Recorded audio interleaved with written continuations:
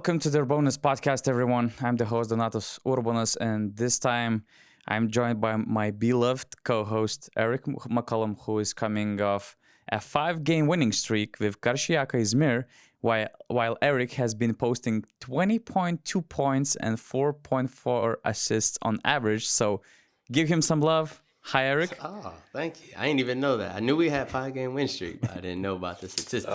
He acting like he didn't know. I knew it was a lot of buckets getting got. I didn't know how much though. Okay, there we go. There we go. That's a better answer. And on the right corner, we have Mr. Showtime, top 10 in scoring in EuroLeague, top 5 in efficiency, Mr. Chima Moneke of Baskonia Vitoria. What's up, guys? What's up, guys? Glad to be here for sure. We're happy to have you. Or should I say of Partizan Belgrade? Because are we missing something? I saw something on the Wikipedia that now you're like Partizan member. Look, I went on like 30 minutes ago and I saw that I was a Red Star player. And then I refreshed the page and it said I played for Bologna. So I'm going to check now and see what it says. And now I'm back to being a Baskonia player. Let's go. Oh, finally. Crazy. Finally. I thought that EuroLeague transfer window, got you in the mix. I didn't know I could get traded, so. But you're getting interesting love from Serbian fans, but at the same time, you just can't stay away from the spotlight when you face those Belgrade teams. Like the last time, it was a trash talk with Nunley and Lidej, combined with some money sign after you made those clutch free throws. Now in the last game, Baskonia is up by 2 with like 1 second to play. If you make a free throw, you still leave them a chance to miraculously make a 3-pointer to force the overtime.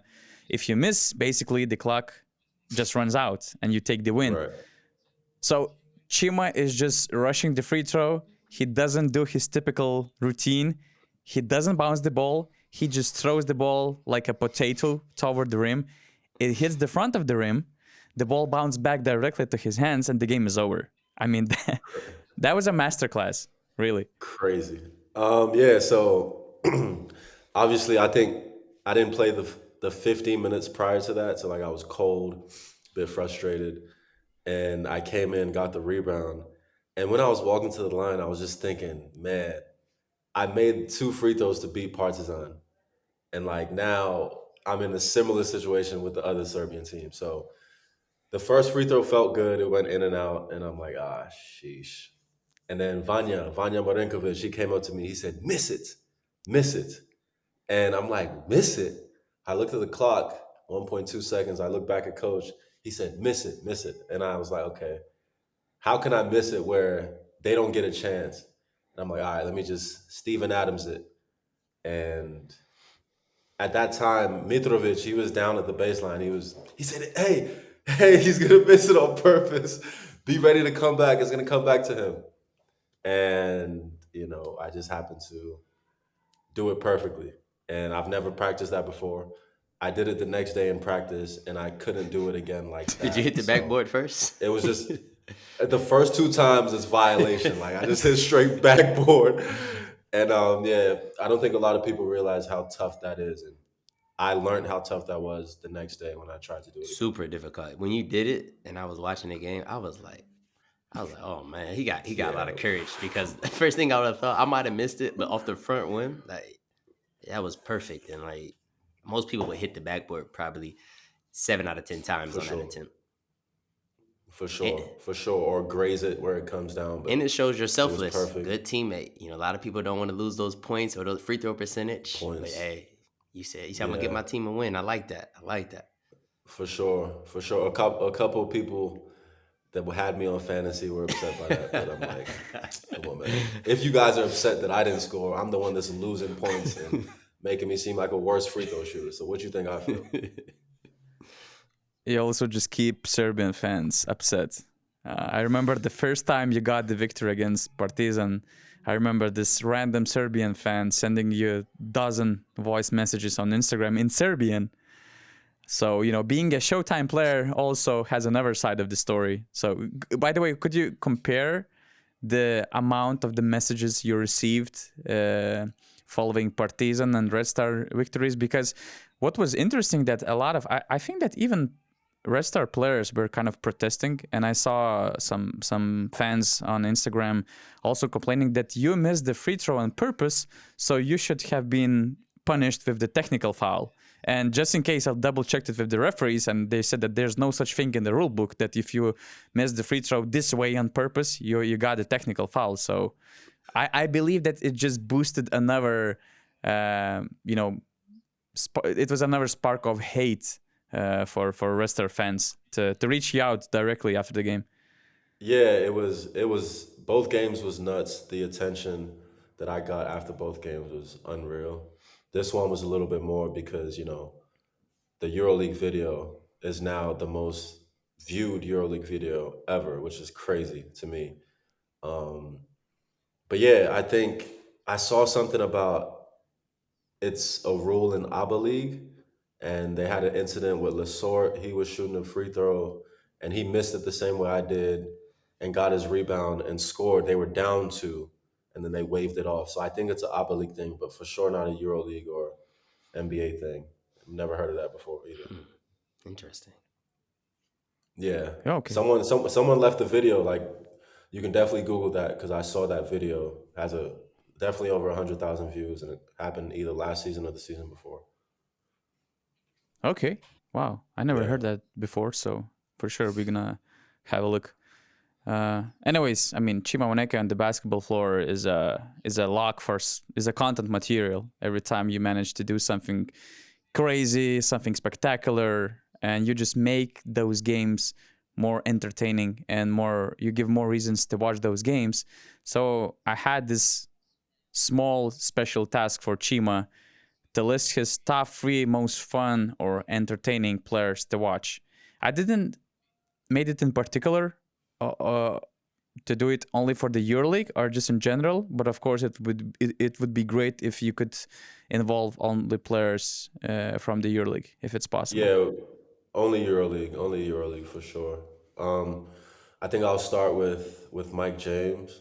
I think honestly he should be on everyone's list, just because the shots that he makes is just unreal, and like playing with him, seeing how he works, like he takes all of those shots in practice. There's no shot to him that's difficult, and for me, it's not just about basketball that makes someone fun. Like I like, the he doesn't talk trash too much, but like he's competitive. He knows the stage. He looks at the crowd. He's a fan of the moment and he embraces it. Number 2, Faku for sure. He just controls the game at a different level, and yeah, he's just incredible to watch. The way he passes, the way he thinks the game, yeah, amazing. And then 3rd, Marcus Howard. The things he's doing, the way like I just have no words for it sometimes. And like I'm on the court, and most people don't react when you're on the court because you're locked in, but obviously I'm a little bit different. I will react every single time he does something amazing, and it's every single game. Like the last game we played, literally just yesterday, he was 5 for 5 in the second quarter, I believe, or in the first half from 3 without missing, and yeah, he's just special. Yeah, that's a great list. And of course, Fako, I mean, nothing to add about Mike. Everything is obvious.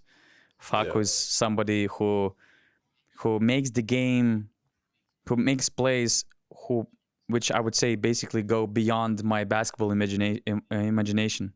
Sometimes I cannot imagine things that he do on a basketball court with his passing abilities, with his floor vision. And you made a good point about Marcus, because he's one of those few guys that I would say that makes me laugh when I see him making those 3-point shots, because a lot of them are just incredible. It look impossible. His shot selection, the way those shots are contested, long range shots. He just, I express this kind of, emotion watching him play, and for sure, yeah, that's a solid top 3. Errick, would you have anything to add on that list as well? For me, I think it's a really strong list. I'm always a fan of Mike James. He's my favorite person to watch just because of not only like the way he gets to his spots, get double teamed night in, night out, how he's always able to perform, but the level of difficulty, like he's shooting shots that are so complicated. Like for even the average basketball fan, they can see that, but he makes it look effortless. So, anytime you watch that with that explosiveness, with that speed, it's always enjoyable. And then, I definitely can see, Falco, like the way he creates makes the game easier. In Real Madrid, they're just like a well-oiled machine. They're fun to watch, the way the ball moves, how everybody's involved, and all the weapons they have. I always like Marcus Howard as well. I think he reminds me of Shane Larkin, smaller, explosive, really can shoot the three. Finds a way to finish at the rim. Which you wouldn't expect a guy, of a smaller stature to be able to finish like that. Obviously, Shane's won championships. He's more established. He's already proven it. But I think Marcus Howard, is a guy who can be on that trajectory, if he stays healthy and he continues to improve.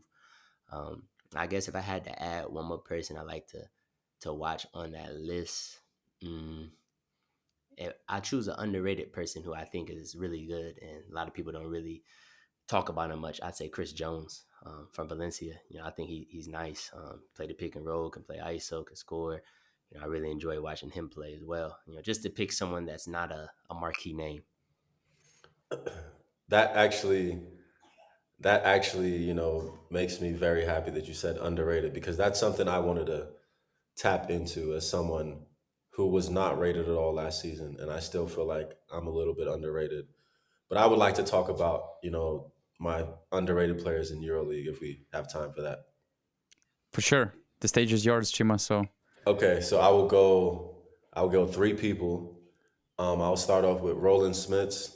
And I thought this when I played against him when I was in Manresa and he was in Barcelona, and I felt like he just didn't make too many mistakes, and he was just consistent and reliable. Did what he did well, and now he's taken it to a different level, and I still think he can even do more with Zalgiris. So he's one on my list. He's one of them on my list. Number two, JB, John Brown, the third. I think he's as good defensively as anyone is good offensively. Like he is, like he's special. Like he's really special on that side of the floor. He just has things that you just can't teach. I hate him. I hate everything about him. He wears my goggles. He has hair like me. He think like, come on, man. But yeah, I love him. He's definitely incredible. And then the third person I'll say is Nigel Hayes. I think Nice. another person that was in Barcelona. He does not get enough credit for how consistent, reliable, durable he is. He's a good person. He's a good teammate. I've heard nothing but good stories about him, and like I remember like some of the conversation that some of the people had about him when he was in Barcelona and wasn't playing as well. And it's just funny how what people say about you when you're struggling. And this is the Nigel Hayes that I'm sure he knew he was the whole time. And I'm glad he's getting some recognition, but I think he deserves more. It's a strong list. A lot of people sleep on Nigel. That's a good pick. For sure. And on this list, I would add another Žalgiris guy, actually. And it's very unfortunate right now for Kaunas team that he's injured. I'm talking about Arnas Butkevičius. He made his yearly debut last year. And even in Lithuania, we were questioning him because he's 92. It was his first EuroLeague season. He was playing on a lower level before. And we were not sure of what kind of player we're getting in terms of how valuable he might be in the EuroLeague. Can he play big minutes? We thought that he's about to be a bench player, but he ended up as one of the best defenders, one of the best defensive players in the league. And we just mentioned Mike James and his greatness. Actually, Mike James played his lowest scoring games. Two of his lowest scoring games were against Žalgiris. And I'm not giving all the accolades to Butkevičius, but he was the guy who was always trying to get under his skin. Mike scored like 2 points and 6 points in 2 games. So that was huge. And just what I've said up after the last game in Kaunas, because Monaco played in Kaunas last week and Arnas just went through the tunnel. He didn't play. I said that, man, Žalgiris was really missing you because you were the guy who could at least contain Mike James, and he he just played another amazing game, scored maybe 25 points, became the third best all-time scorer in the EuroLeague, and Crazy. And then one more person I gotta add to the list. I think it's a strong list. We might as well make it, 5 guys. I say Bonzi Colston. He's having a great year. He's averaging 13 points, over 6 rebounds, almost a 15 PIR. And, this is a guy who's getting it done. He can play the 3 to 4. He can shoot it, can stretch the floor, a good rebounder. He can play well off the ball. And there was a time when Wade Baldwin was hurt, and, Maccabi could have stumbled. They could have had some issues, and he kind of rose to the occasion, helped Lorenzo Brown shoulder that load. Obviously, you can't replace a player like Wade Baldwin, but, he kind of negated some of that loss and helped them stay afloat and in that playoff zone and range, until Wade could get back. And, as Wade returned, he's still playing at a high level and showing his value. So he's a guy I think is very underrated. And only his second season in the EuroLeague, he's showing his worth. Agreed. Completely agreed. What is underrated to you guys? How do you understand being underrated? What it feels to be underrated? For me, number one, when you're underrated, usually you're underpaid.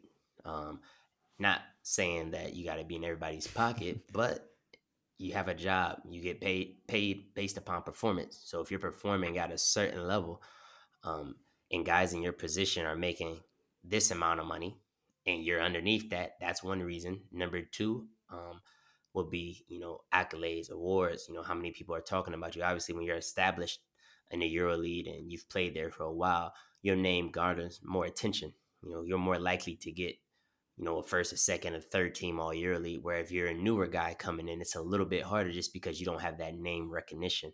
And then the third thing I would say would be like the respect. Obviously, when you're a guy who's played a long time in the EuroLeague, you get more respect from the referees, more respect from the coaches, more pressure, also comes with that. But fans expect more of you. And if you have an off game or so, let's say you're a Mike James or you're a Facu or, you're a Jan Vesely, they have a bad game, it's okay, because we've seen so many years of excellent play that everyone's like, it's all right. Like, they just had an off day. They get another chance. Coach is going to give them 28 to 30 minutes next game. Everything's fine. But if you're a new guy who comes into the EuroLeague and you have an off game, the first thing they say is, he's not used to this level. He cannot play at this level. This is not this level. This is not Euro Cup. This is not Champions League. This is not this is not the NBA. This is not the G League. The first thing is like, you're not good enough. It couldn't be that you just had an off game. So in my mind, these are the 3 things that make you underrated, undervalued, and underpaid. And until you establish yourself, you get space for a bad game. You get it paid appropriately for your position based upon your performance and your impact on winning, and you get credit from the coach. Yeah, those are fire. That's a fire list. The only thing I'll add is you're just not talked about enough, and the players understand how good you are or how good you can be, and for some reason it just doesn't. You just don't get the recognition for it from other people. And yeah, I think all 3 of the people that I mentioned and the guys that you added are definitely very, very underrated. But, that's how it goes sometimes. I have a new EuroLeague award to introduce. It's a Chima Moneke award, the EuroLeague player that is in the box right now and have way more potential than his current role is. That's my reference to the previous season that Chima Moneke had in Monaco, where he averaged 3.9 points and 3.1 rebounds per game in less than 13 minutes. And now Chima is he's the same guy. He's the same player, the same skill set, everything, just the different situation where he's averaging 15.4 points per game on 61% 2-point shooting and 49% 3-point shooting. 6.4 rebounds, including 2 offensive boards per game, 1.6 assists, 1.1 steals, 20.1 PAR per game. So looking like an all EuroLeague. Can you say the minutes? Looking like all. Can you say the minutes per game? 24, I believe. Yeah. 24 minutes a game. Yeah. That's impressive. I'm proud of that. That's what I'm proud of. Hey, that's looking. Hey, y'all getting those playoffs? That's looking like all EuroLeague to me. I'm not. It better be. I mean, I can't imagine. It better be. And I'm not saying, second team. That's looking like first team with those numbers. Listen. Team success is the most important, but I just think, yeah, right now, Yeah. obviously, you know, but yeah, okay, I think the Chimo Award. I'm gonna stay in Monaco with that and go with Jerron Blossom game. I am He's a good player.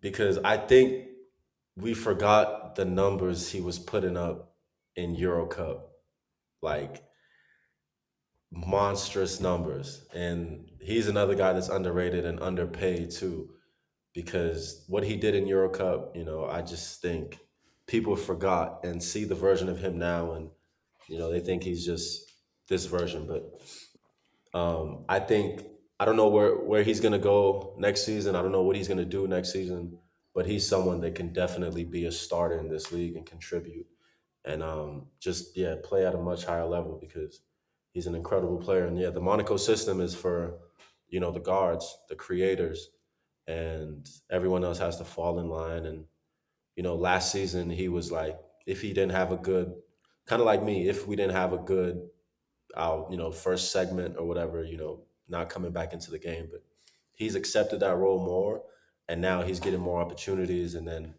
they play a lineup where it's like Alpha Diallo at the 3, Jerron at the 4, and John Brown at the 5, where like they just cause havoc.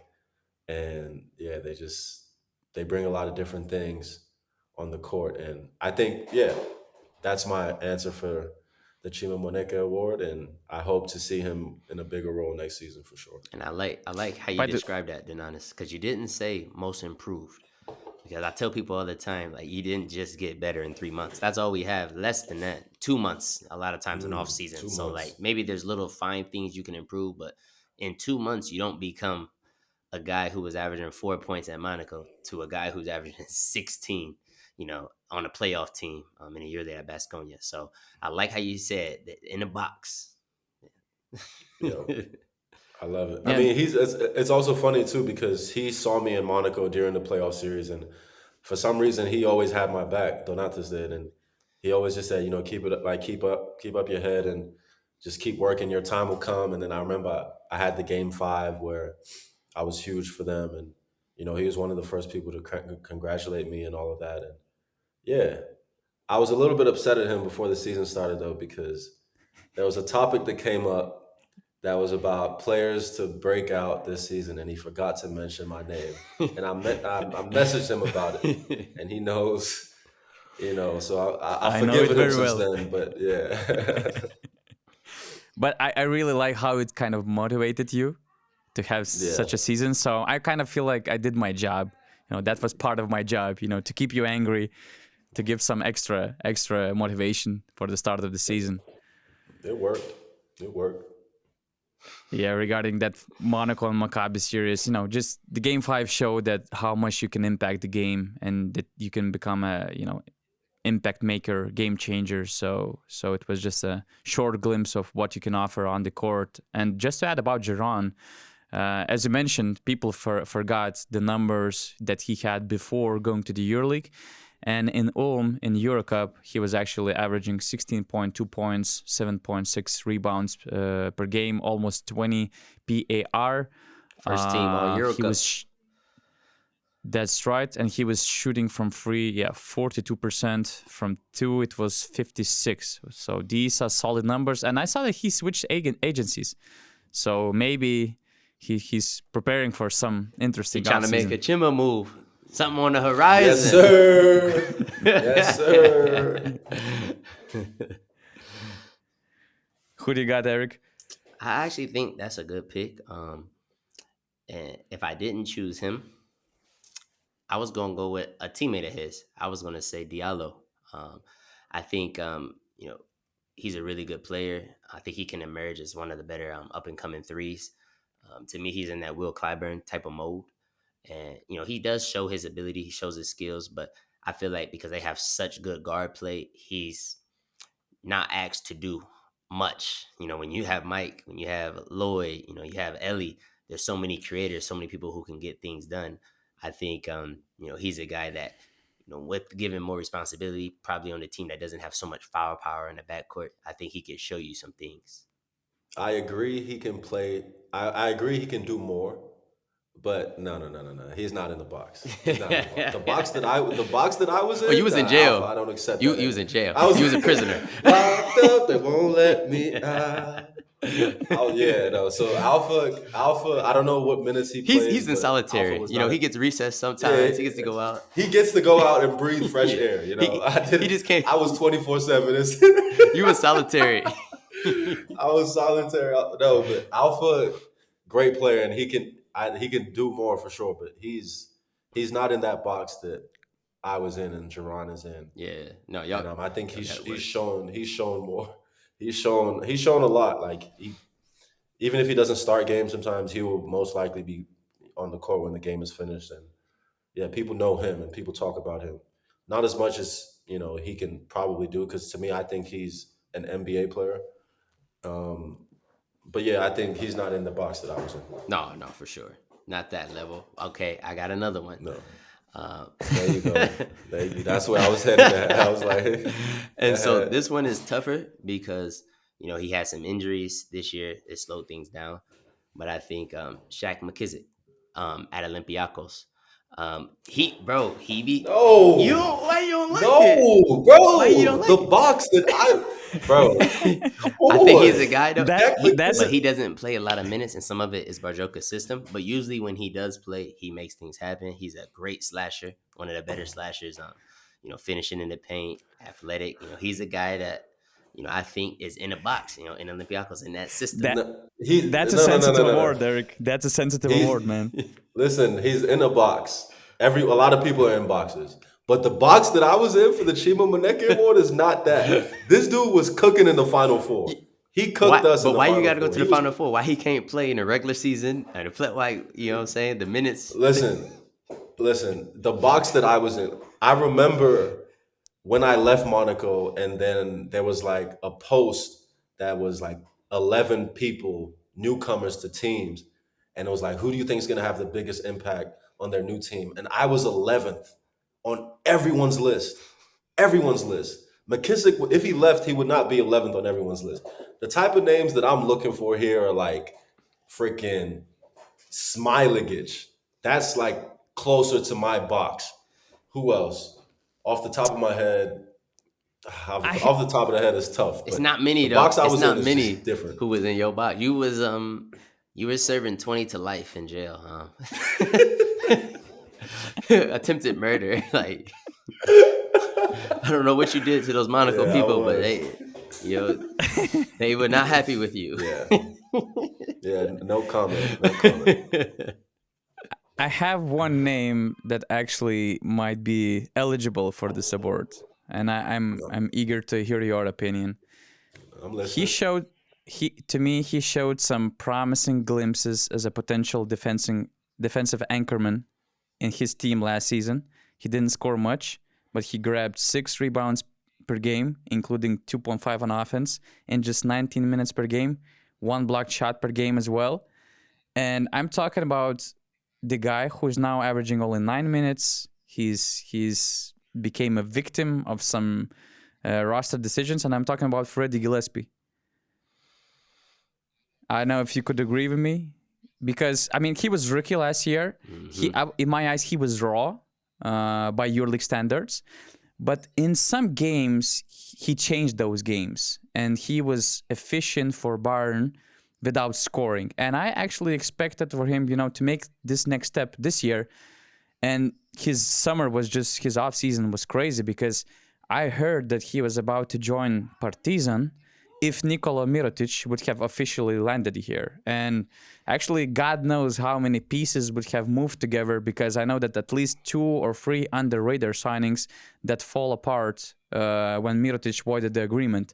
So Gillespie stayed in Bayern, and Bayern already had an agreement with Devin Booker. And they also, on top of that, out of nowhere, they signed Serge Ibaka in the midst of September. So suddenly you have a guy who was maybe on a potential breakout year becoming a third center, because it feels like he couldn't, let's say, adjust. He couldn't cope with the situation, and it's hard to cope with the situation when you have Serge Ibaka. I'm not saying it was a bad move for Bayern, because Ibaka is having a great stretch and he's getting better and better, but it was just very unfortunate situation for the guy like Freddie Gillespie, in my eyes. That is an acceptable name in the box. Yes. That is acceptable name. Hey, but you see how hard it is My to box find is the still box. smaller, but yeah. You see how hard it is to For find the sure. box. It's tough. Listen, I was there, all right? I lived that box for You made it out. a few too many months. You made man. it out. It's not easy. You probably had to watch some film of your old games and play and remind yourself, okay, I still can play.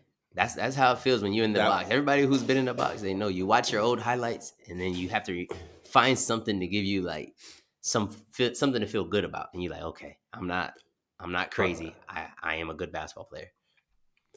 Honestly, so I got cut my rookie season, 3 games into the season, in second division France, and I had to practice with them for 6 weeks. So for those 6 weeks, that was what I was doing. And during the season, usually like I'm in the house, I'm locked in, I'm focused, not going out too much. I'm super locked in. In Monaco, when I realized I was boxed up, the thing that made me cope was going out. Like not partying, just going out to eat. Yeah. Living in Monaco, like I was in Monaco. Who knew how long I would be there? I would go out to eat, I would go to the casino. Like those were things to get my mind away from basketball. Yeah. That's literally what I had to do because it was horrible for my mental health. And now I'm back and I'm not outside of the house unless I'm going to practice, going to the game, or going to the grocery store. And that's what I'm used to. It's crazy how that works, because when things aren't going right basketball wise, if you stay in the house, it's like you think too much, you overanalyze, you staring at the 4 walls, you start like getting like all type of bad thoughts. It's just, and that little fresh air, that sunshine, like just changing up your routine can make all the difference in the world. So I understand that. For sure, it did. At my rookie year, I was in a box too. It was bad. It was bad. It was in a box, and I thought about wondering if basketball was going to work. I even came home that summer and I got a job because I said, maybe this is not for me. Like I got a job in the summertime. I worked part-time just in case, because I said, this basketball stuff is not looking good. But my parents made sure that, we focused on education. We got a degree, so we were ready. But thankfully I got to put it on pause, but I was 1 foot in, 1 foot out. Yeah, it's not easy, man, at all. I'm glad you stuck through it, man.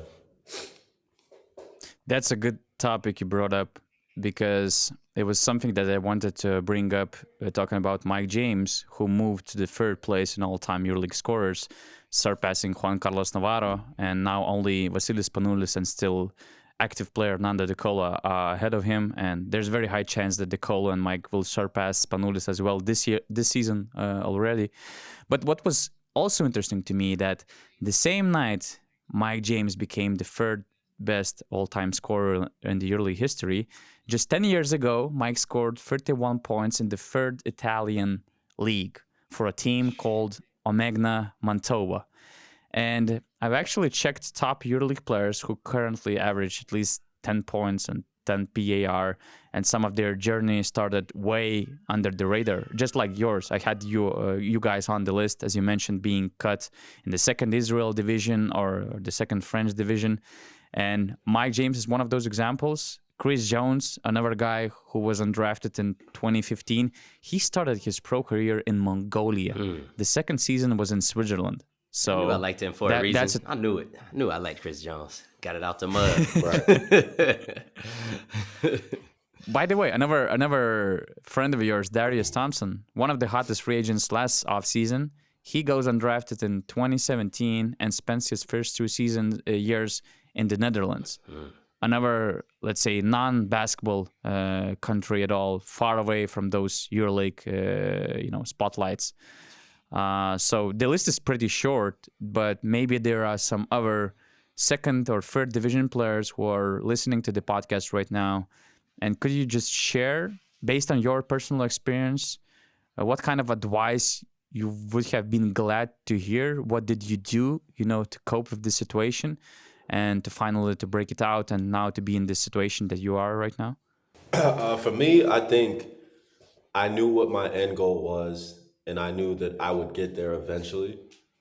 I wasn't really worried about the road that I had to be in that moment, because I knew that, I had a plan for myself. And honestly, I skipped a step when I played in Manresa by going to the NBA after that.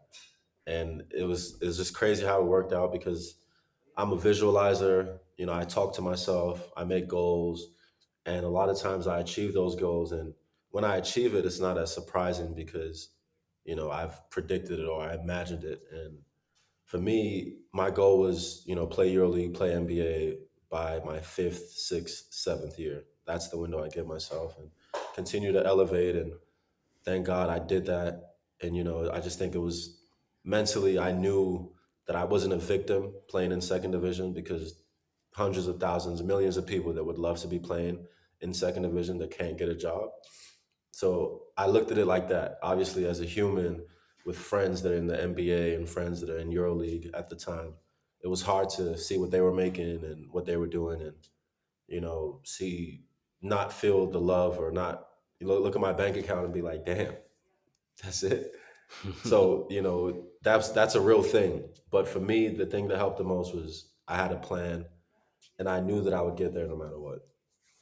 Mhm.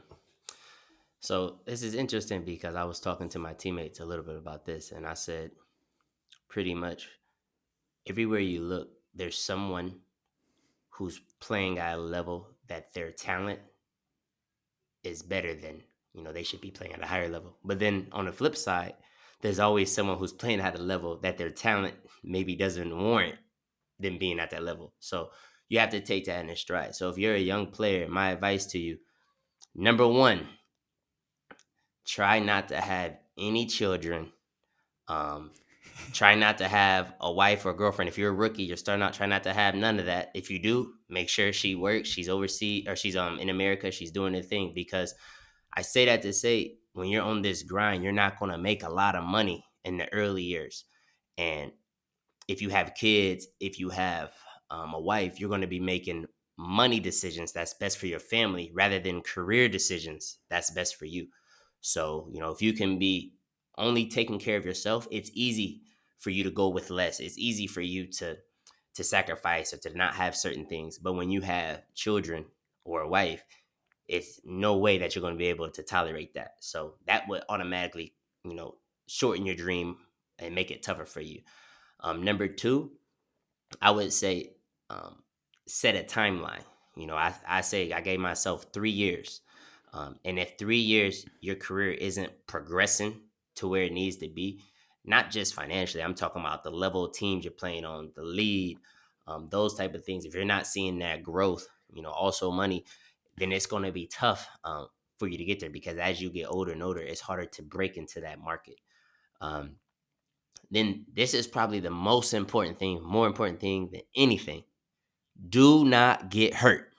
I repeat, do not get injured. If you are a rookie, second year, third, and you're trying to climb up from the lower levels, you cannot get hurt. Like, this is how it goes. It's unfair. You got to take care of your body. You got to do all the extra things. You got to pray a lot, and you got to not take certain risks on the court, but you can't get hurt, because um, availability is your best ability. So that's what's going to allow you to show yourself. Every day is an interview. Every day is a job. This is how I took it. When I started off at the lower level, I came from a Division II NAI school. When I signed my first deal, I was blessed. I was in First League Israel. I was the only non-Division I player. I go there, I'm seeing all guys from Big Ten, ACC, SEC. And so at first it's like, dang, this is crazy. But then once you get there, we all on the same level. There's guys from the NBA, there's guys from all this, but we here now. And so every time you play, it's a job interview. I don't care if it's a preseason game. I don't care if it's the last place game, last team. Every team is a job interview, and every coach knows somebody. Every player knows somebody. Sometimes I play against guys, somebody might call me and ask me what I think of a player. So that's how you set the tone and you make a difference. So dominate every time you can and be impactful in winning. Sometimes you're going to think, oh, I got to do this, I got to do this. Don't stress. Enjoy the moment. Sometimes if you think too much about the future, you won't be able to pour all your energy and all yourself into where you at right now. So yes, plan, manifest, set goals, set standards, but understand that what you do right here, right now is most important, because there is no future without it. If I don't hinder today, I can't get to tomorrow. And if you take those steps, I think you can continue to progress and put everything you can into the game. I never met someone who said, "Damn, I wish I didn't work as hard." Give yourself every opportunity to succeed. I'd rather be over prepared. If that's knowing the plays, knowing the scout, if that's getting up extra 300-400 shots, I'm tired. I want to lead practice. You know what? I'm gonna stay get 100 makes. Like, do all the extra stuff if you're serious about progressing your career. And then once you put everything into the game and you did everything you could on the court, off the court, you can leave with your head high, knowing that I got where I was supposed to go, or I did everything I could. So that's kind of the approach I took, and it allowed me to sustain longevity. This is my 14th season. God willing, I hope I can play, a few more and then continue to play at a high level. But please take care of your body and start young. Don't wait till you're already broken down and old. It's too late. Start while you still feel good, when you're still dunking, when you're still moving good, when you're doing everything. And then maybe you can have that LeBron-like, Steph Curry-like longevity. Okay, I have 3 in or out questions. It will be EuroLeague related questions. 3 different situations. The first one is, I wouldn't call it a hypothetical situation. There are rumors in the basketball community, not on Twitter, that Milan was really pushing hard for Keenan Evans. And some sources even suggested the potential swap was discussed between Žalgiris and Milan. I mean, Kevin Pangos is going to Žalgiris. Keenan Evans is signing with Milan on a new long-term deal. I'm not sure how it would have worked out financially. I'm not sure if there were other pieces that could have potentially moved. Maybe Milan could have added some other players or offer cash considerations. But let's say the conversation is about Keenan Evans for Kevin Pangos. In a situation where we're talking about a player like Keenan Evans who's improving and who is about to leave the club in summer, in off-season, because Žalgiris won't be able to afford him, and Kevin Pangos, who's looking for a better situation. In or out in this case? If I'm Žalgiris, out. I'm keeping Keenan Evans. He's in form. Like, Pangos is a good player, right? But when's the last time he's played competitive basketball? When's the last time he's practiced? When's the last time he's done all those things? And you already know how Evans fits with this team. Yes, Pangos was a great player in his Žalgiris era, but that's a whole different team with a whole different system. So I'm sticking with Evans. If I'm Milan, I jump to it because right now I have nobody there. And I'm gaining a player who can score, who can create, who can make things happen, who's athletic, who can defend. He would inject a type of boost into the offense that they desperately need, especially with, the issues they have and the injuries that they have going on. So it's a no-brainer for them. But for Žalgiris, nah, I got to see this through. I think you can make the playoffs, and we both know, financially how much of a boost that is when they can get those home games and they can do certain things. And, maybe they don't make the playoffs, you don't know, but you owe it to your fans and your people to at least see it through. And Žalgiris has made enough money. They've already sold 2 players. They got a good deal on both of those players. Like, they'll be fine. Facts. Yeah, I'm definitely out on that. I just think it doesn't make sense for one of the sides, obviously Žalgiris in this case. And yeah, I think for Milan it'll help, but I think Milan they need more things to be done. I don't know why, personally, I don't know why Mirotic is playing the 3. I think if they play him with Melli should play the 5 and Mirotic plays the 4. Or I just think Mirotic is a 4 and should be the 4. And I think that's one of the main problems for Milan, not just their point guard situation, but yeah, I think there's a couple things that's going wrong there. Yeah, I agree with you guys. I think it would be one-sided trade unless, if, let's say, Keenan Evans feels that attention and if he really wants to move on, who knows, maybe it would be hard to keep an unhappy player who was ready to elevate to a bigger club like Milan and, to help them to turn around the season. So we don't know how it would have worked out internally. How is he feeling inside the club? And, watching him, for instance, last week, I had this weird feeling because to me, he looked passive in some situations. Instead of being aggressive, instead of taking clutch shots, he was just, moving away from the ball and just letting Edgaras Ulanovas shoot contested threes, which is not a good solution for Žalgiris if they want to win games. So that kind of felt me a weird feeling, but I really believe that they're gonna solve it out. The second question is also based on some rumors and the latest information that Valencia is closest in getting Kevin Pangos' signature. But of course, they have to solve the contract termination with Milan before closing the deal. And that's another question. Valencia, they're like 1 foot in the top 8, but the race is very tight. And who knows, it won't be easy to stay in this room. But let's say they're signing Kevin Pangos. Do you think that Kevin Pangos signing make Valencia more of a top 8 lock or improve their chances significantly to be in the top 8? For me, it's tough. I Tough. I am in on that'll help them, but I think this season, first of all, top 10 is what you're trying to get because of the play-in, but I don't think that there's locks. I think Real Madrid, Bologna, Barcelona, and Monaco are probably the safest bets. But aside from that, you see how competitive it is this year.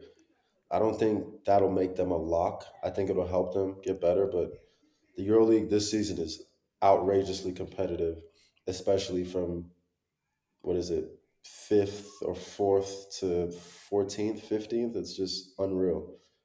So to say lock is a bit of a stretch, but it'll definitely help them because I think I like Chris Jones at the 2 as well over there. For me, I think they're having success. It's tough to warrant rocking a boat. Right now, you're currently in the playoffs. A lot of people didn't have you projected there at the start of the season. And anytime you get too many players, it's hard to please everybody, right? So Chris Jones is playing almost 26 minutes a night. Then you go to Jared Harper. He's playing 17 minutes a night. And then Stefan Jovic is playing 16 minutes a night. Now Martin Hermanson just came back. Now you add Kevin Pangos. Where do you find these minutes? Like, where do you distribute this? So I think he's a good player. I think, yes, he could help, but it would have to be at a subtraction, of one of those guys. You can't play 4 guards. And even though Chris Jones can slide to the 2, that's still 3 guards who really can only play, at that point position. Harper because of his size, Jovic because of his creations, not a scorer, Hermanson because of his size, Pangos because of his size. So I don't like it just because it's just too many guards, and with one coming back into the fold, they're going to have to adjust Hermanson coming in if they give him minutes, and then if you bring a guy like Pangos, does he have a passport? Maybe that's something they're looking at in ACB. That could be of value to them, but for me, I don't rock the boat if a team is having success. I feel like if you're going to make player changes, it should be for a team that's on the outside looking in because there's something where somebody's struggling, and so it warrants cutting minutes or making changes. But if a team is reaching their goals, how do you warrant me telling you that you got to play less? Why? We winning. Everything's going well. I'm doing what you told me to do, coach. You kind of lose the trust of the locker room when you do stuff like that. I wish we had trades. Active trades, it would make mid-season more exciting. But the problem is that when I'm thinking about those mid-season signings, except from cases like Facundo Campasso joining Red Star or Tyler Dorsey joining Fenerbahce, I remember that like a few years ago, Eddie Tavares joined Real Madrid during the season because he was cut from Cleveland probably. I actually barely remember mid-season signings who became like a game changers for those teams. And I feel that in the EuroLeague, it's really hard to significantly change things when you're like an addition, especially to a team like even Valencia. I mean, they build their own core, they build their own style, and you're bringing the guy who is, I'm not saying it's bad, but he requires sort of a change as well inside the team. And I'm just not sure if it's that going to work if we're talking about it, unless we're talking about an exceptional player. And you've been in this situation as well, both Chima and Errick. When you joined Monaco, you kind of saw how hard it was to get a role, to play significant role in that team. Errick, I think it was a bit different case with Kimki because you signed early in September, but since it was COVID and also a lot of visa stuff, I think that you missed first 5 EuroLeague rounds, and it was enough, to kind of lose the track of the team where it was going. So you could actually share your experience, how hard it is to join the team mid-season and the EuroLeague and to become a game changer. When you join a team mid-season, is the toughest thing you can do as an athlete outside of getting cut, just because it's a tug of war between trying to learn the offense, see where you fit in, and see where you have your openings. A lot of times when we're in the preseason, not only do we learn the playbook, this is easy, for a player with a high IQ. You can learn all the plays, all the defensive stuff, but you're trying to find out where you can be successful within the concept of the team within those plays. And so you don't get that preseason to see what works, what doesn't work, what plays you can find options out of, what plays you can break. Like, you don't get to this. So you're trying to learn on the fly. And then everybody is already established. Everybody has their roles, certain amount of shots, certain amount of plays, minutes, everything. And when you come in, depending on your play style, you can disrupt that. Me, I'm a guy who scores. I'm a dominant personality and character. So if a guy comes in like me, I can kind of make waves within the team. And sometimes that's warranted, sometimes that's not. That's why I say it's always best to go to a team that's struggling, because when they bring in a dominant character, everyone's expecting you to come here and right the ship, and no one has nothing to say. No one can fight it because you guys are doing terrible. So I'm coming in and I'm here to try to make it go from terrible to okay. And that's kind of got to be your mindset. When you go to a team that's already flowing, it's extremely difficult just because of that. Not only is the coach going to feel like, I owe it to these guys because they've been through the preseason, they've done this, they've done that. I can't just give it to you when you come in, but you got to think, this is why you brought me here. You signed me to come in here and make changes to do things. Let me do that. And you're not just giving it to me. Look at my course of my career. Look at my accolades. Look at my entire seasons. I've earned it. This is why I'm here. So that's the hardest part, I would say, is a tug of war between your teammates, between the staff, and between trying to find in where you fit in, but still trying to be who you are. I always say you should be you, and your team and your teammates will adjust to you and your coaches, and then coach will tell you when to tone down. You should never adapt your game unless it's coming from the coach, because I feel like you're only going to have success being you. I can only be Errick McCollum. You can only be Chima. You can only be Tadas. And I've been like that, and he's been like that for years, right? And so if I try to become a new player overnight, I only have experience of 2 weeks, 3 weeks doing this, and now I'm trying to play at the EuroLeague level. No, be the guy you've been for the last 20 years, and then have them tell you to tone it down or turn it up. And that's always the rule. And the only people I've seen be successful who came late was the James Gist situation you discussed. He was in Malaga, just wasn't a good fit. He went to Pana, had a hell of a career, was excellent there, played there, I don't know, 8 seasons maybe, was on some really good teams. And then I guess if you want to talk about currently, Mike Dom, he's actually playing really good. It's only small sample size, 3 games, a little over 19 minutes a game, but he's averaging almost 12 points a game, shooting 50% from 3, 83 from 2s, and perfect from the line. Could rebound a little bit better, a little under 3, but coming into a team this late, it was only good for him because the 4-man is hurt, the 5-man is hurt, this guy is hurt. All these injuries occurred. It was the perfect situation to walk in and play. Now, when those guys come back from injury, he's already solidified himself as a guy who needs to play, and it ended up being perfect for him. But most cases, coming in midseason is a no-go. I would say just continue to stay with your team, and if they want you now, they'll want you 5-6 months from now. That's a fact. And the thing I'm going to touch on is, you said it's better for you to go to a team that's struggling. I got a question, Donatas. When did Shabazz Napier get to Milan last season? Too late. I don't remember the timeline, but it was just too late. But yeah, that was the guy who really made the difference. It was a perfect fit for Milan. Made a difference, yes, exactly. He was perfect there. But it came in injuries. But wasn't Pangos hurt?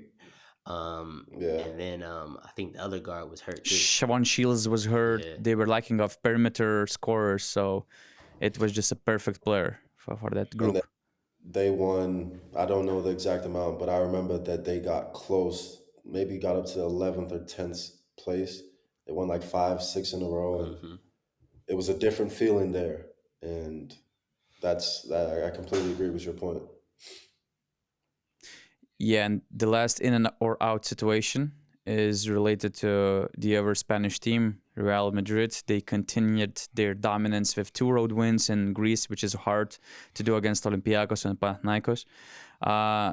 Okay, their winning streak was just snapped in Istanbul, but Madrid is the first EuroLeague team in the round robin system since 2016 that started the season on a perfect 10-0 record. This year, Madrid won 12 of 13 EuroLeague games by 14.5 point margin on average. They produced the first best offense, the first best defense, the first best net rating, the best assist average and assist percentage, second best 2-point shooting percentage, and the third best 3-point shooting percentage. So we're talking about almost a perfect team in December. So my question is, will Madrid reach the new EuroLeague regular season wins record?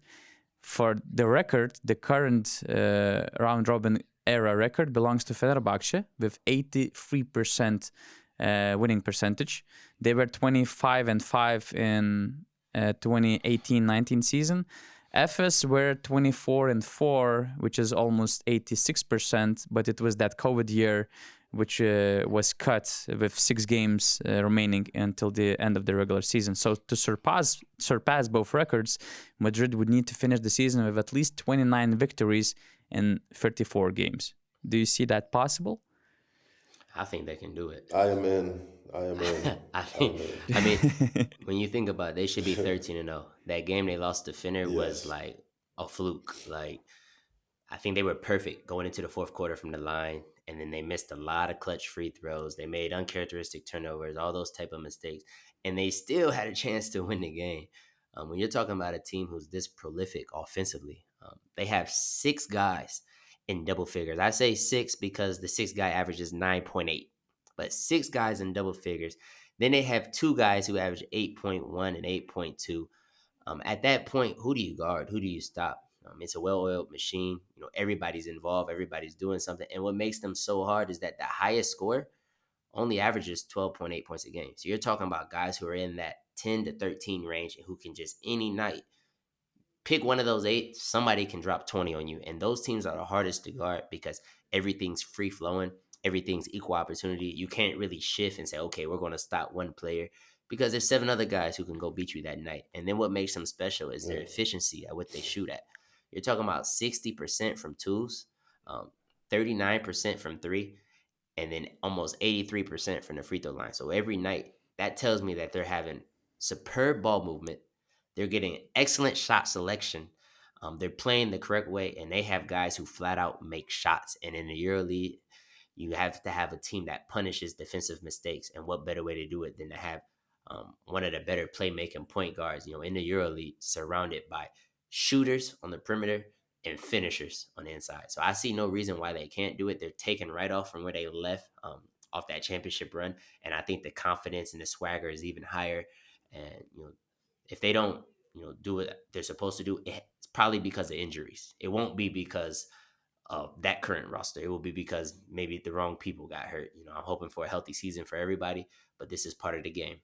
Yeah, I think the way they lost is what tells me that they're gonna do it. Just because something kind of miraculous needed to happen for them to lose, and honestly, their toughest game of the season probably was against us. The first game of the season, we were up majority of the game, and then their experience took over, and they won by 2 at the end. Y'all just needed Dusko. But just the way Y'all just needed Dusko, bro. Would that's have had him.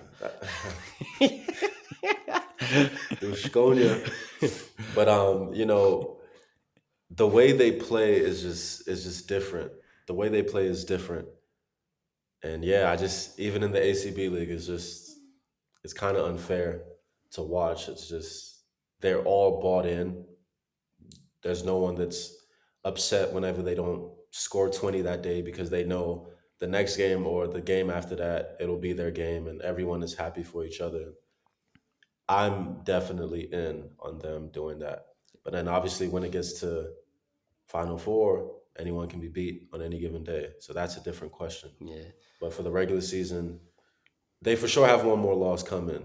against Baskonia whenever that next game is. But aside from that, yeah, And they probably they look like they have so much fun playing together. Like you said, there's no hate, there's no, envy, there's nobody who's upset with the role. Like you could just tell that they just enjoy playing with each other. And when you have that type of chemistry, it's easier to thrive because sometimes throughout your success, people are going to get credit, individuals, coaches. Right. But when you have a team that's not jealous, you can stay together and everybody thrives together. But, like he said, most teams in my experience through seeing and watching the EuroLeague who finish first place in the EuroLeague all year, they never win the Final Four. It's crazy, but like it's always upset. It used to be Cheska. It used to be all these years I would watch and I'd be like, dang, I thought they were a guarantee. Or Barcelona those years when they had Saris, and it just never happens.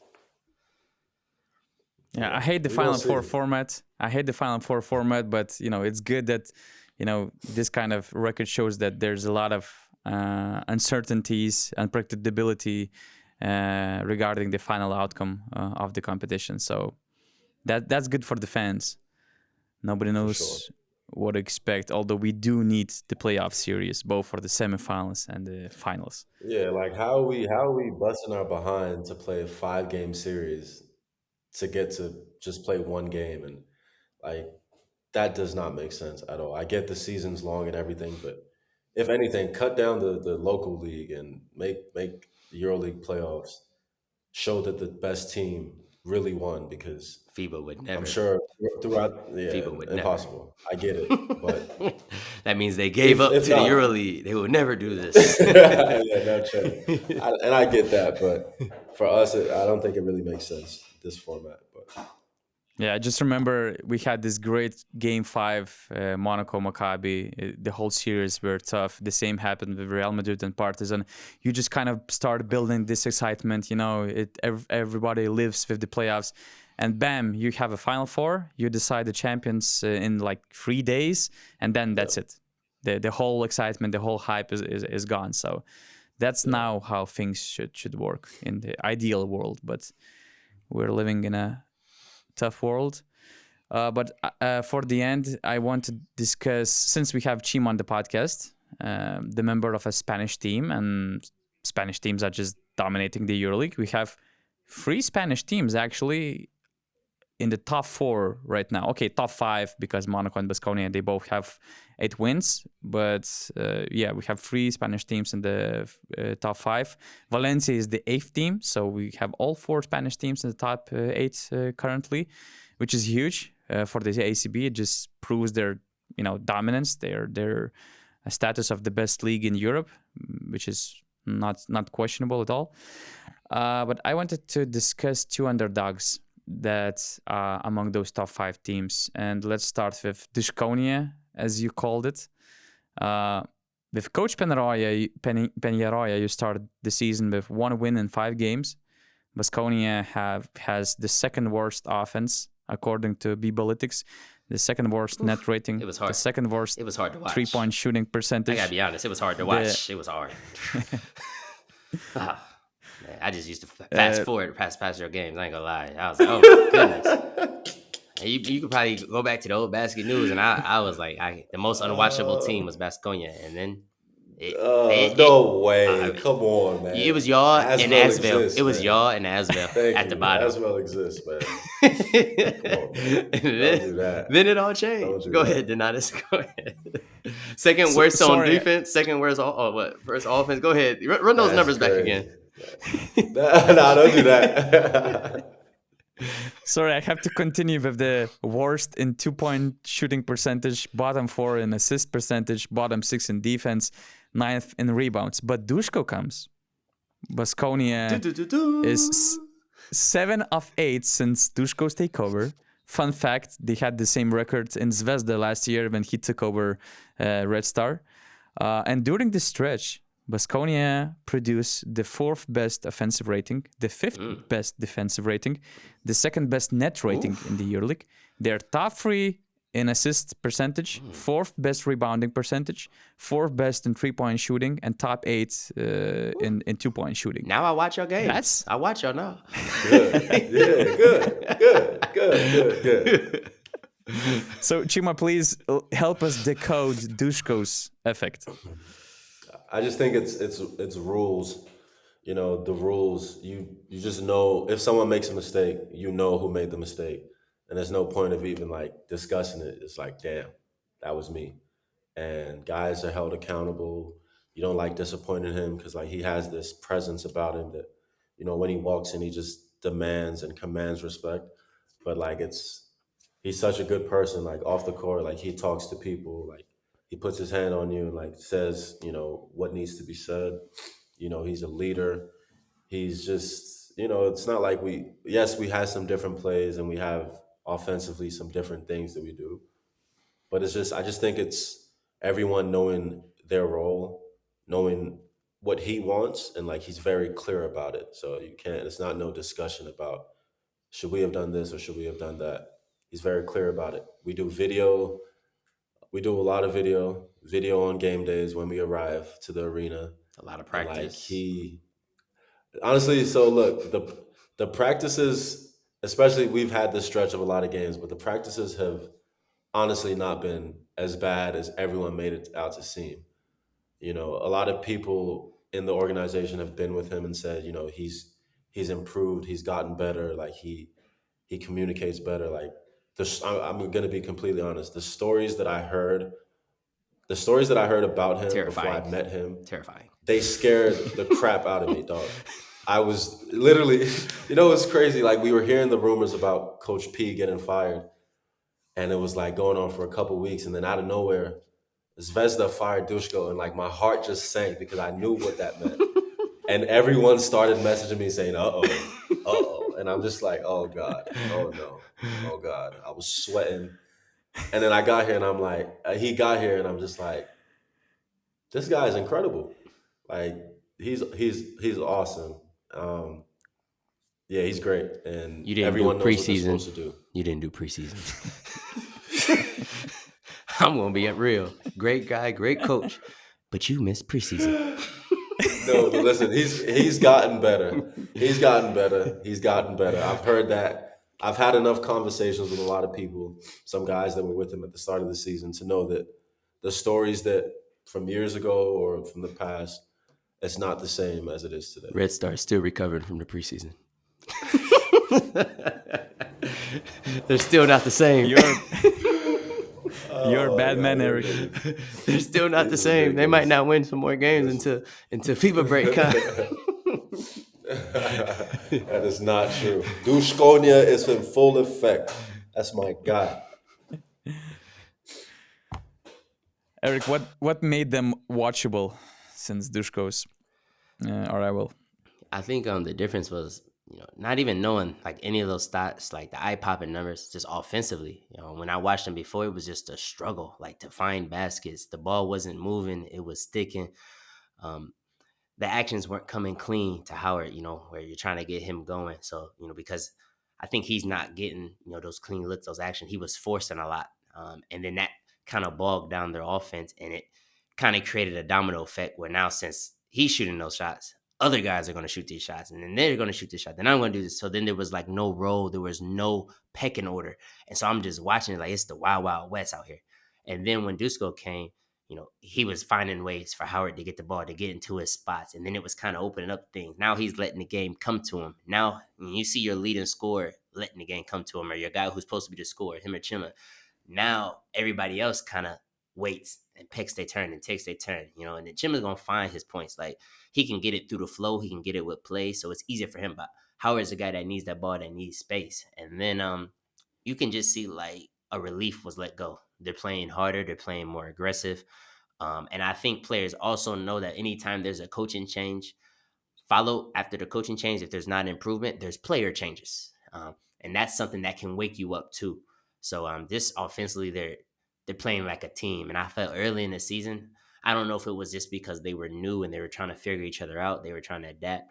But there was a little bit of ball sticking and a little bit of selfishness. Now I feel like there's more cohesion, there's more togetherness, and it's more of a we thing. And I think that's why you've seen them climb that ladder. What's interesting that you guys are facing another team that surprised a lot of people, Virtus Bologna. By around 13th, December 8th, Virtus reached 9 victories this season. For comparison, the last year they reached their 9th victory by January 19th. So it's more than 1 month later than this year. And what's interesting that 6 of their best top scorers of a team that averaged over 7 points per game played in Bologna last year as well. They kicked out their head coach Sergio Scariolo in mid-September this season and brought Italian Luca Banchi. And suddenly, basically the same team, they produced the 4th best offensive rating, the 4th best two-point shooting percentage. They're in the mid-table regarding the defense, 10th best defensive rating, but net rating, they have the 4th best net rating according to Bibalytics. So what difference did you notice? What made them so great this season? Freedom. I think that's what I don't know what Coach Scariolo was doing last season. I can't really speak on that, but I see what Luca Banchi is doing this season, and it feels like he's giving guys freedom. Ife Lundberg is coming in like won games for them, like in the second half or the fourth quarter by just being free. I forget what game it was where he had like 30 PIR, 28 PIR in like 15 minutes. Things like that just weren't happening last season. I feel like they were all they all had like I don't think anyone averaged over 10 points. I may be wrong, but I know that at some point during the season that was a thing. And it wasn't like a Madrid situation where it was guys, being unselfish and guys knowing that their time will come. It just looked like there wasn't the freedom that the players needed. And it's proof because they changed some players, but their main guys are still there. And now it's just completely different with the new coach. And Shengelia, he's been incredible. If I had an MVP vote, it would be Campazzo, but then Shengelia would be second. But he's been amazing. Yeah, you hit it right on the head. I think the freedom that they're playing with, and I think it gave everybody a fresh start. I was questioning the decision to can a coach in September, that early, but obviously Bologna knew what they were doing. They found a way to reconcile that, and they're playing at a high level. I think the biggest difference is they're playing through Shingelia, who's playing at a all EuroLeague level, MVP level. Last year he was averaging a little over 12 points a game. This year, a little over 17. PIR is almost 22. He's getting over 6 rebounds a game. He's almost getting 4 assists a game, which is extremely impressive out of the 4 position. It's just showing his versatility. So everything's kind of going through him, and he's kind of making the game easier, for other people with his creation, with his rebounding, with his ability to post up, and with his ability to hit the 3 this year. He's shooting the ball a lot better. And I think anytime you have a guy playing at an all EuroLeague level, and then you surround them with really other good players, it makes everybody's job easier. Clarity, a pecking order. As Chima said, rules. And, you can see that that's been the case there. And, just the belief, the happiness, the jubilation that they're playing with, I think that's what you're seeing. And they already have a great fan base. They have a great organization. You hear they do things right. So really, they just needed to have some success. And anytime you start a EuroLeague season, winning, it's a little bit easier to continue to build that momentum. It's harder when you start off losing and you got to kind of find that energy, change the aura. You come into a place where people are looking at you crazy. Sometimes people don't want to talk to you because the team losing, or the energy is not the same. So I think them starting off good was a really good jump for them to kind of transition that coaching change and to kind of get ready for this season. So since we have 3 intruders in the top 8 this year with Virtus, Baskonia, and Valencia, Errick, which one do you see staying here and why? And let's pretend Chima is not in this Riverside call. I'm going to say Bologna because they have the best home court out of all those teams. They have a more hostile gym, tougher place to play. And I think that, they're playing at a really good form. I know that Baskonia is playing great, but is it sustainable?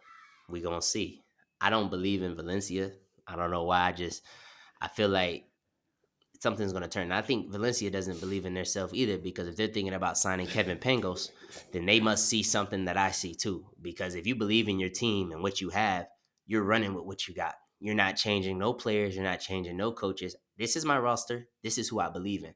So I'm right not to believe fully in Valencia. I do think they're a lot of good players. I think they're a good team, but I think Bologna is showing me something. And I think anytime a team goes through adversity and thrives after that, with that coaching change, I think that puts you in a position greater to succeed. Whereas Baskonia also went through adversity, but they were doing poorly, and then they kind of had to dig themselves out.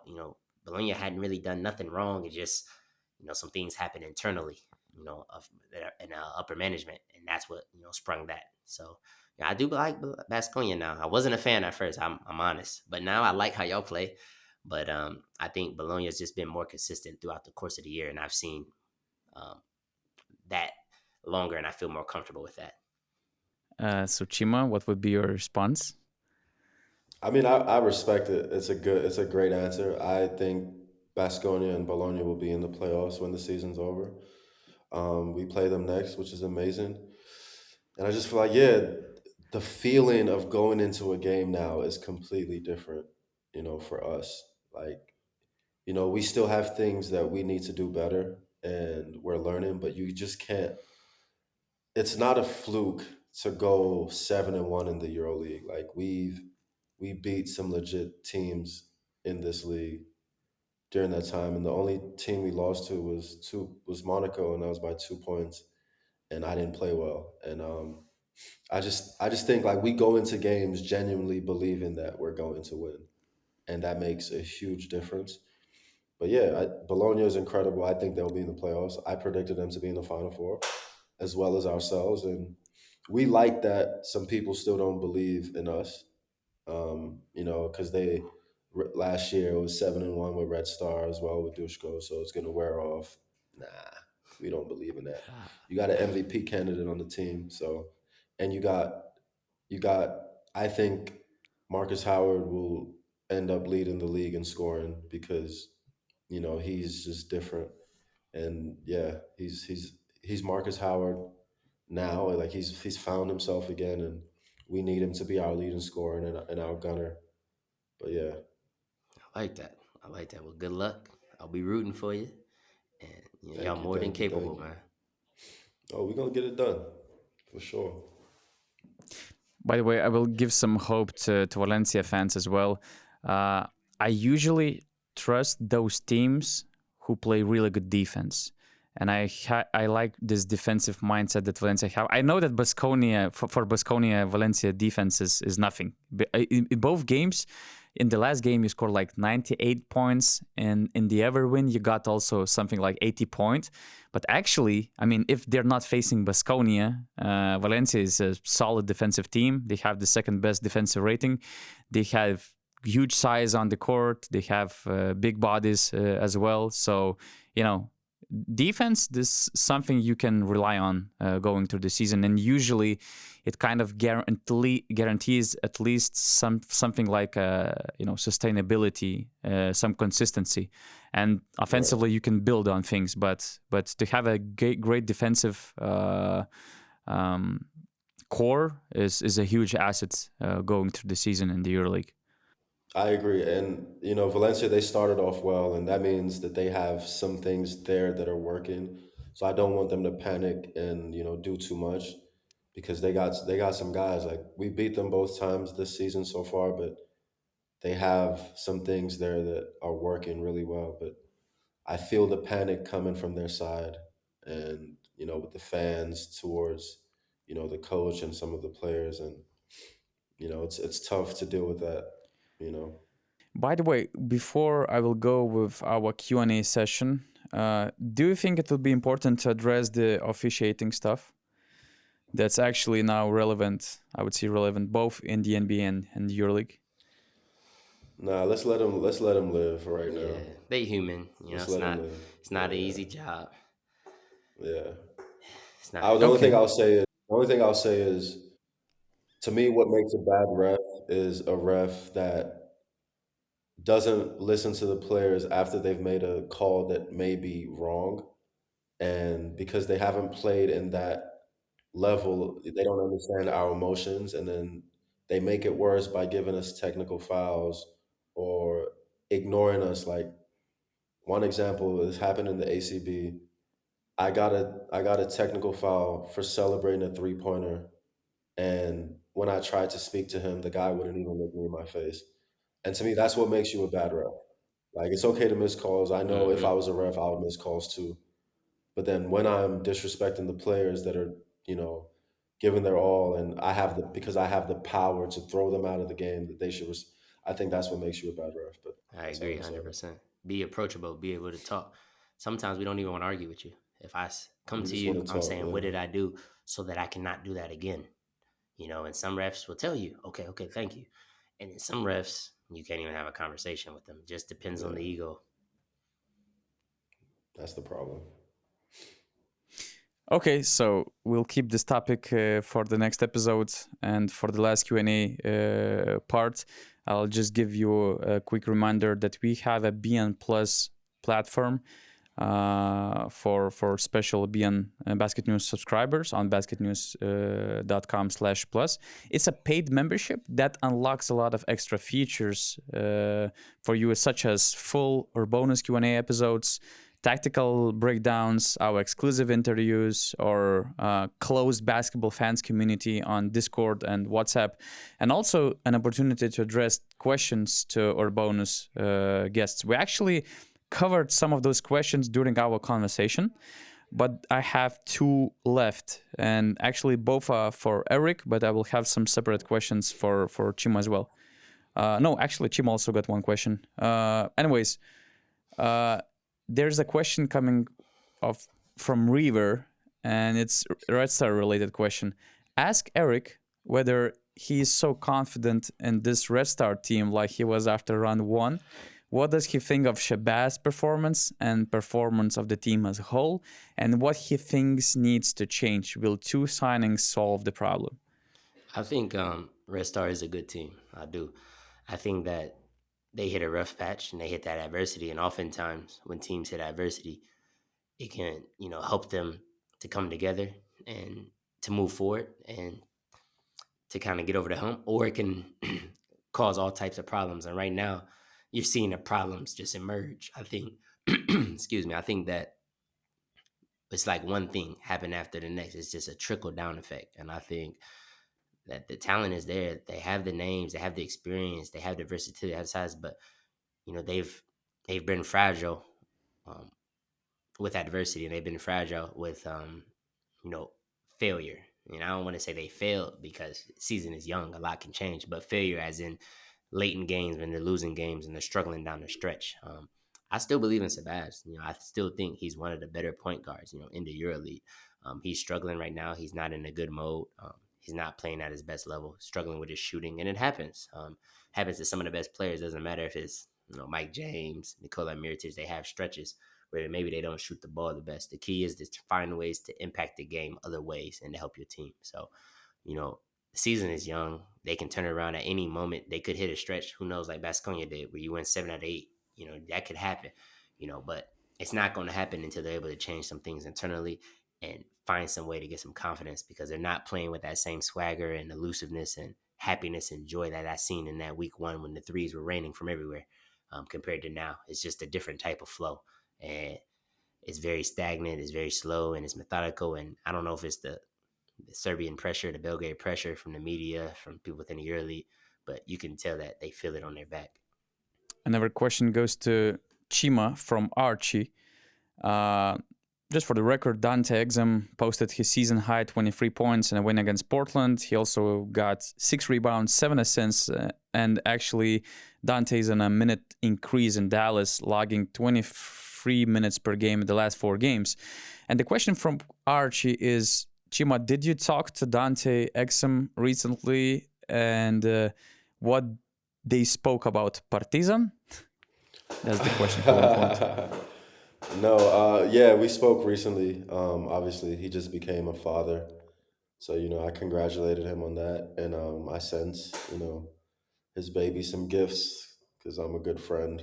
Um, and we just we talked about my situation and a little bit about his situation, but just he's busy now. Life is different. He's a father, so we don't talk as much as we used to. But yes, recently we spoke and we caught up, and it was great.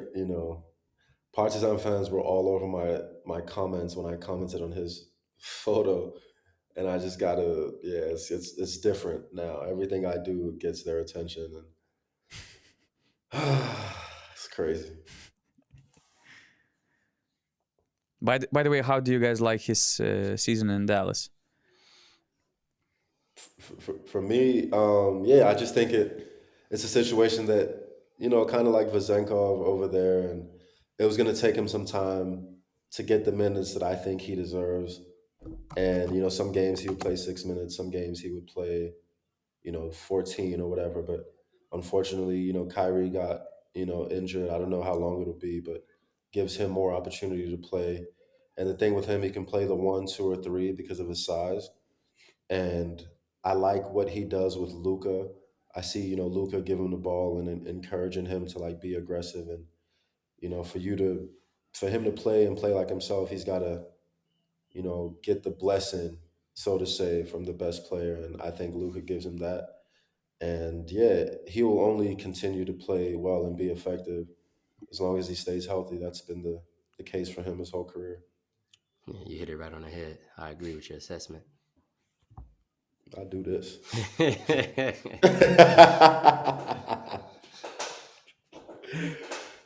Oh, By the man. way, we had a question to Eric from I would say secret BN Plus member who wanted to stay anonymous. Does Vernon Carey reminds you a bit of Devin Booker? Devin Booker from Bayern Munich, not from Phoenix Suns. And again, for the record, Carey is a rookie in Europe, averaging 17 points, 7.3 rebounds, 2.3 block shots in 4 BCL games, and also 14 points, 6.2 rebounds, 1.2 blocks in Turkey. He appeared in 37 NBA games for Charlotte and Washington. So he's on a promising rookie season, I would say. Oh man, he's special. He doesn't even know how good he can be. I mean, he can shoot the three, great mid-range shot, playing the short role, great passer, freak athlete, good size. I'm telling you, you're talking about legit 6'10", strong body, finish left or right hand. You can play him in the post. You can play him on the perimeter. He can face up. I mean, he blocks shots. I mean, he literally does everything. I think he's more athletic, which is tough because Devin Booker is a great athlete, but he's more athletic than him. I think Devin Booker has a better motor, but very similar skill sets. I think the ability to pass, the intangibles they bring. When you're talking about a guy averaging 17 and 7, usually he doesn't come with intangibles, but this is a guy who can pass, who can erase shots at the rim. Once he learns the angles of screening, how to change the screen, how to use his body, all those type of things, I think the sky is the limit. But I think people might want to enjoy him now because he might be in the NBA next year. So if you got a chance, tune in, watch some Champions League game, watch Karsiaka, because I mean, what he's doing, you can just tell like he's just the guy who just jumps off at the screen at you. And I'm certain he'll be on the EuroLeague team or NBA next year. Like, it's just too gifted, too much ability. There's just somebody that God is extremely blessed. That's the best way to explain it. He was for sure one of the guys when I was in the G League that I was like, oh yeah, this guy, he has something. He's got a chance to play. I thought he was going to get an NBA deal last season as well, but I'm glad that he embraced this and he's sounds like he's coming here the right way. And I wish him nothing but the best. I see his highlights. I see what he's doing, and yeah, you got to keep doing that for sure. And my question to both of you, did you follow NBA in-season tournaments, at least the final stages? Did you like the idea? Do you think it improved the excitement of the mid-season, of the regular season? Absolutely, I thought it did. I thought it was great. Um, I feel like the regular season, especially around this time, needs something. You get certain games that always like brings a crowd or brings a reaction, um, and it needed something. And this was definitely that. I feel like they will do a good job of looking at what worked and improving it for next season. I think that's what excites me the most about it. $500,000 is a lot of money to a lot of people, and yeah, I love the energy that I saw out there. And I'm sure some guys had some fun in Vegas too.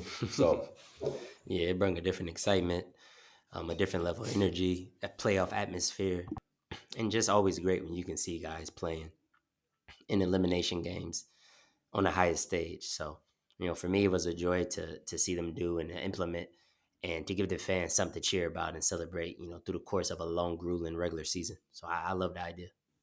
Did CJ like in-season tournament experience because he made the semifinals? He made it to Vegas. Yeah, he liked it. He's familiar with the cup styles just from watching my games throughout my course of my career, and he liked that it added new intrigue, another way to help the league, because he's looking at it from both sides as the president and as a player. Helps with revenue, helps with the future of the game. Also put an extra 100,000 in his pocket. Made it to the semifinals. If they'd have won against the Lakers, could have been different. But he enjoyed it, and anytime you're playing on a high stakes game, TV games, all those type of things, it's always fun for guys, and especially for young players. They have a young team, can help a lot of people financially, but also put people in a position to where, they can kind of make a name for themselves for those guys who aren't yet established. I see. So guys, I want to finish this off with another Duskonia member who deserves recognition. It's my guy, Tadas Sedekerskis. He's having a great season, a career year, a top rebounder in the EuroLeague with 8.4 rebounds per game. He's ranked 11th by efficiency in the EuroLeague, 17.8. And these numbers are not going to drop because he's Dusko's guy. So, Chima, do you have any funny stories to share about Tadas? I think the stories that come to mind when I think about him is just toughness.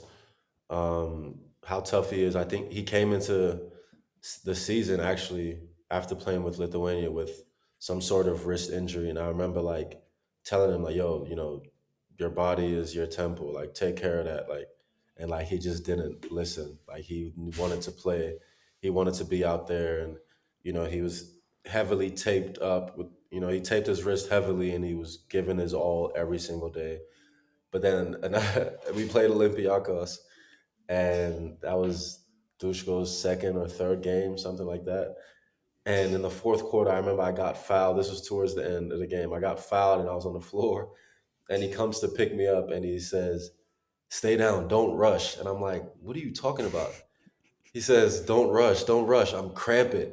I said, "Oh, okay, I got you." So I stayed on the ground a little bit and I walked slowly to the line. I'm like, "Hey, stretch that out because we need you to finish this game." And he's definitely Dusko's guy. He plays the most minutes on the team since Dusko got here, so we need him. And he's brought a lot to the team, and we need him to stay healthy. But he's a warrior. He's tough, and he wants to help the team in as many ways as possible, for sure. Hey guys, it's been a pleasure to hear your basketball knowledge, to watch basketball through your eyes. So thanks a lot for this entertaining and quality conversation. That's been a pleasure, really. Thank you for having me. Always a pleasure. Definitely, thank you for having me. I've watched a lot of these. That's why I know whenever you don't mention me, conversations. But now it's changed. I'm not Monica, I'm Moneke, so I appreciate that. Stay tuned. BasketNews in the playoffs, baby. Go Bask.